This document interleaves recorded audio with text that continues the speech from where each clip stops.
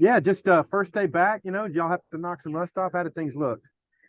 I thought we started a little slow, inside run.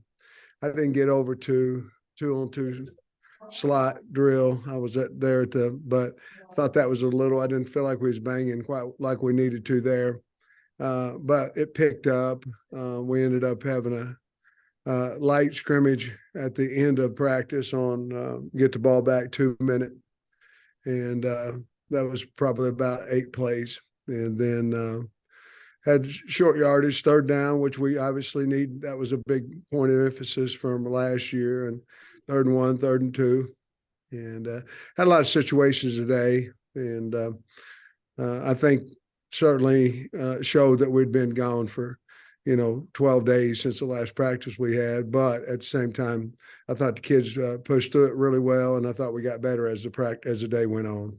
Okay, I have a question about your defensive backs too. So Quincy's back out there. Looks like Bishop might be getting a lot closer. Yeah. How do you just maybe feel about seeing a little bit more depth trickle back in right now? I like our depth at corner. I'm liking our corners, and to be perfectly honest with you, that was the number one concern really going into spring ball in the secondary. Now we've got to get, when we get some guys that are out, obviously Al's out, and once we get him back, I think we can start moving a little bit. Some of our corners moving to safety, and we feel like Al's probably a nickel, which will help us there with Jay Lou, and but I think we have the pieces back there that we can move some guys around and have 5 really good players in the back end. Okay, and then how's Chavis coming along? And then it looks like Clark might have been at nickel today. So can you maybe talk about what's going on? I like what Malik's been. I really like how he's played. He's really taken to the new coaches, and he's playing with a lot more confidence, running the alley really well right now, and been really happy with him. Jaden Johnson, I've been happy with him as well, and of course Clark. He can play a little bit of all over the place. We played him mostly at strong safety, but certainly he can play that nickel as well. Thanks. I might circle at the end. Sir. Otis. Coach, on the offensive line outside of Latham and Limmer, who's catching your eye there? I know it's right. I saw Braun and Amari and Emmanuel working kind of with some of the ones today a little bit. Yeah, Otis, we're moving that quite a little bit, as you well know. With Tyke East and Chambly and Kudus. We've worked Kudus with the ones quite a little bit. Those 3 with the ones quite a little bit. But Braun has been a big time addition to us. You talked about Brady and Bo, and then that would be the other guys. Kudus, Crawford, Chambly. And I tell you, a guy I like is Street as well. So we feel like we're 8 or 9 right there. And I like our 2 young kids. They're not ready right now, but I do like their how they progressed so far in the 6 practices. In the limited time we see, Coach, is Chriswell and Malachi starting to show their ability a little bit without having to think as much? Yeah. It looks like they are. Yeah, and I think what we've seen about both of them is right now they're better gamers than, let's say, situations. I'm talking about like 7-on-7. They're both fine in 7-on-7, but once you put a situation behind them, they seem to make plays, and that's both of them. And I've been really pleased with both those guys. Thank you, man. Greg. Yeah, Coach, with the spring break, I assume you had a good opportunity to go back and look at video and stuff from the first 5 practices. And I'm just curious, did you learn anything about your team that maybe you didn't know in those first 5 practices? I think the thing that stuck out the most was our defensive end play. I think we have guys that we could be in a four down rush and that they can get to the quarterback. They're also, we've got a little bit more size there with adding Jeff Coat there. It really has been a big addition for the D line.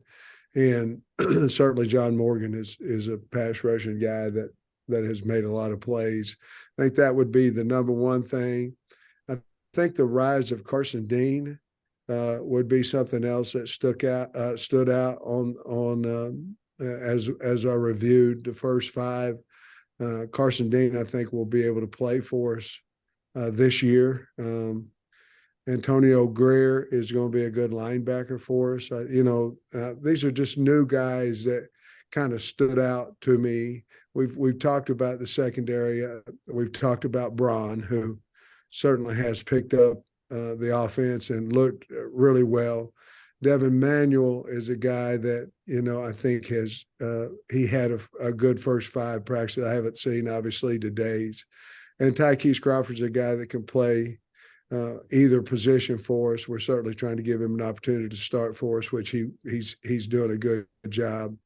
And we knew about the backs, and I've talked about, the one guy that stood out the most in all of them is Luke Hasz, and really good football player, guy that's catching the ball extremely well, can run, can get open, and that's probably the guy of the young guys that has stood out the most, even though I've been really happy with Braxton and Metcalf and RJ Johnson and Dallas.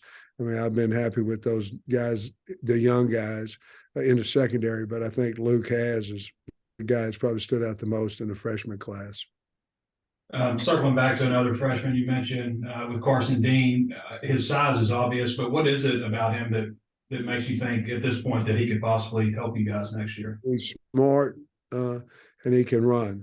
I mean, he's faster than what I thought he was when he came in, and he's really picked it up. He's played with the one some, and certainly is a guy that, like you said, has the size. That's usually what keeps, either they don't know the defense, or they're not strong enough or big enough to play early in their career, and none of those are necessarily a detriment to him, because he can do all those things. And I just feel like if he continues to improve, that I feel like he'll be in that rotation of guys. Thanks, Coach. Coach, going back to your offensive line, I'm curious, you're moving guys around right now. Do you have a deadline that you'd like to say, hey, here's the five we're going with? Is that something you've got set in stone yet? No. And there's several reasons behind that. I mean, part of it is the damn portal opens up April 15th too. And you start setting deadlines on who's won and all that stuff in spring ball, and you start getting guys going in the portal, and they don't feel like they have a chance to win that position. So we don't really need to know who that is. We do need to find out. We practiced all the time, Hutch. We'd practice ones, twos, and then combos, where it would be maybe your quarterback's out, or your left tackle's out, or your center's out, and then you play with those guys to build confidence around their teammates around them. But we've kind of doing that every day. And basically, so you'll know, I've told our coaches to have somebody new in the starting lineup every single day at their position, except for KJ Jefferson. Is that something that you've kind of like always wanted to do, or is that something new because of the portal, like where you're trying to make sure everybody's staying engaged and it feels like they have a chance? I think it first came up in my mind when we had injuries last year, and we, at some positions, we were ready for that, and at some we weren't. And I just think that was the beginning of the thinking of that. The other thing is that we're really not going to play anybody until, September. So we have plenty of time. It's not like we're not finding out where they can play. I tell you, have you ever noticed that, and you've been to many practices where you've got a 2 and he's playing against a 2 and he's just kicking at other guys behind, and you put him with a 1 and he's not doing anything, and you're going, man, this guy ought to be starting with, well, he'd never played against your top competition. So I think a little bit of that is helping us find out exactly who our real good players are and who are our guys that are we need to continue to develop. We got to develop all of them, but in a second team role. Scotty? Yeah, Sam, you mentioned Antonio Greer a few minutes ago. Just what have your impressions been of him and what he's brought to your linebacker room? He's got leadership ability. I mean, that's number one. He's played a lot of ball. He is a physical linebacker. His biggest attribute is between his ears, and he can run. And bought into the team concept. I think the kids on the team respect him and like him. But he can really run is his probably his biggest attribute. And secondly, what is Luke Haas doing to stand out? I mean, you mentioned him a minute ago, catches the ball well. Is there anything else that he brings to the table? Well, we have to continue to work him in his blocking. You know, he doesn't have the biggest stature. You know, he's not the biggest tight end, but he's willing and he's capable. We have to continue to work that with him. But he's a really good route runner. He's exceptional catching the football, and when he has it in his hand, he's hard to tackle. And just it seems like every day he has 6, 8, 10 catches, you know, in some type of team setting, gets open and catches everything that's close to him. So been really, really pleased with him. Dre?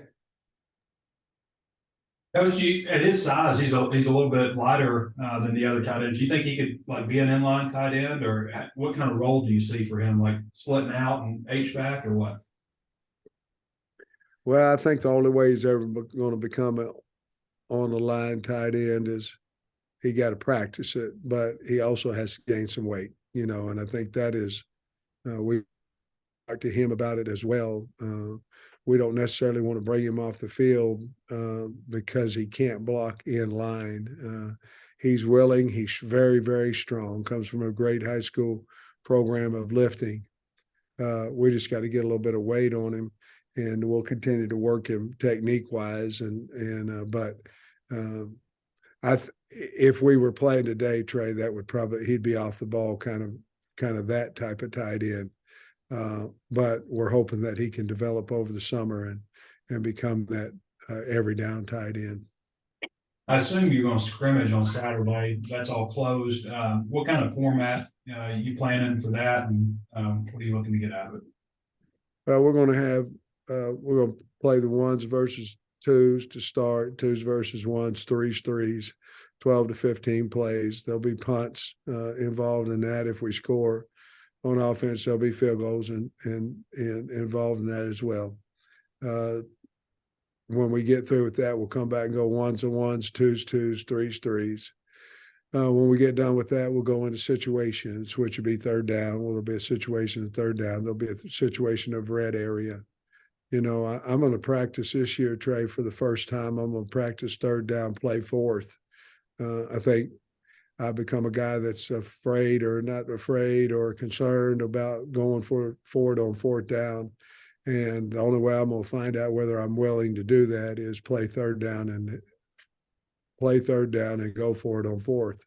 Never have done that before, but I am going to do that. And there'll be all kinds of kicking, but it'll be a live scrimmage and with those situations thrown in.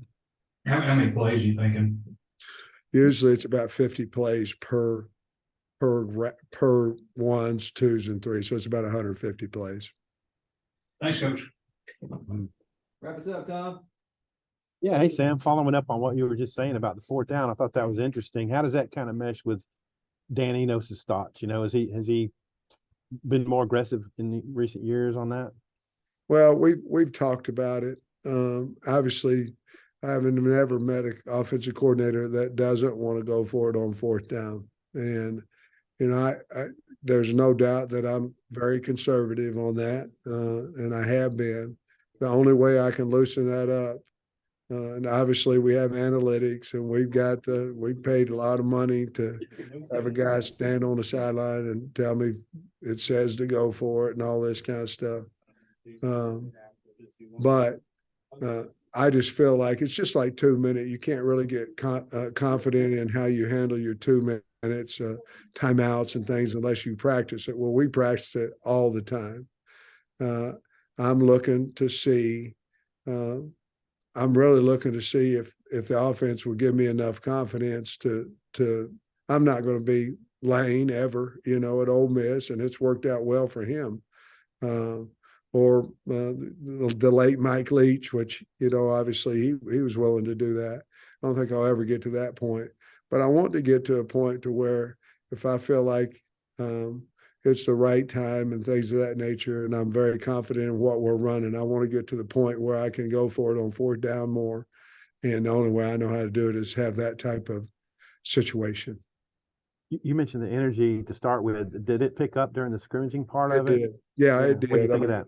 It was just early in practice that everything that happens out there is either good and our coaches have done a nice job, or it's bad and I haven't got us motivated enough. And obviously my team meeting wasn't motivational enough because I thought we were sluggish. But again, they hadn't practiced for 12 days as well either. But it did pick up, and I thought it was very spirited after the inside run period, which was, I think, period 6. So the rest of practice I thought went pretty well. It was encouraging to see Broden after the way he had that collision in the end zone and the indoor. A little concerned about him, but what's his status? When might he be back? I'm hoping Thursday. It might be Saturday, but there was a couple guys over there. Spence was one of them as well, and I want those guys ready for Saturday. Now, if they're ready Thursday, I want them practicing Thursday as well. But I want to see these guys in live action, and so they couldn't practice today, so they didn't practice. But we'll be a little more conservative Thursday with them, as in if I feel like they're about ready, we'll do Indy, maybe some 7-on-7, some things of that nature, and then get them ready for the scrimmage. But no major injury there. It's just he's not quite healed up from just a slight knee sprain. Gotcha. And on Ladarius, is he back or close to being back all the way? My belief is you put them out there in Indy, and then you see how they feel, how they go, and I don't think he's, we just got to continue to kind of work him in a little bit more. I think each day, to be honest with you, Tom, he'll do a little bit more, and hopefully, I don't know that we would scrimmage him Saturday yet, but I could see him full tilt, ready to roll by the spring scrimmage. Okay, thanks, man. Game scrimmage, excuse me. Thanks, Coach. All right, guys.